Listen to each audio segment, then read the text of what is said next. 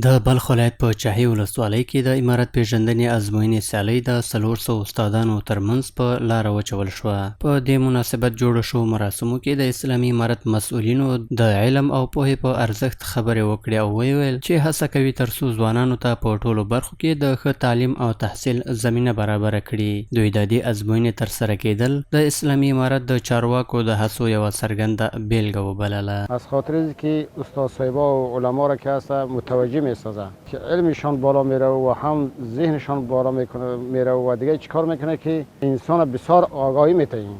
از خاطر اینکه که باید هر وقت و در هر زمان باید همین تو جلسه ها و همین تو امتحانات برگزار شود که مردم از این امتحانات خیلی ها مفید و خیلی برآمد و خیلی فایده‌مند از استفاده میشه و میبره.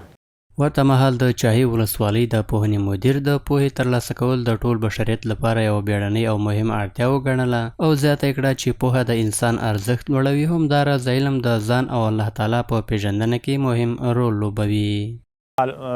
معلومات ما و شما انشالله در اینجا استادای ما که بیایه امتحان گرفته شود هم تو برنامه ها آغاز شود معلومات زیاد حاصل میشه. له بلې خوا د بلخ ولایت د چاهي ولسوالۍ د ښوونځیو یو شمېر استادانو او زده کوونکو د دغو سیالیو ترسره کېدل د ځوانانو د فکري ودې او پراختیا لپاره یو مهم نوښت وباله او د دا ډول پروګرامونو پر دوام یې ټینګار وکړ.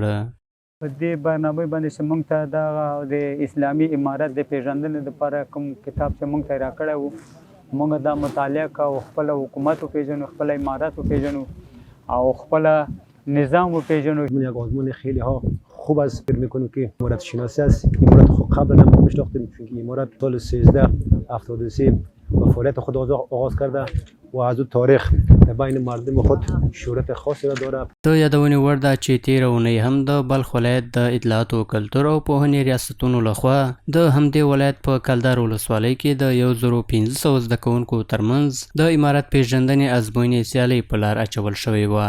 په پای کې د دغو سیالیو ګټونکي معرفي او ټاکل شوې ډالۍ ورته ورکړل شوې.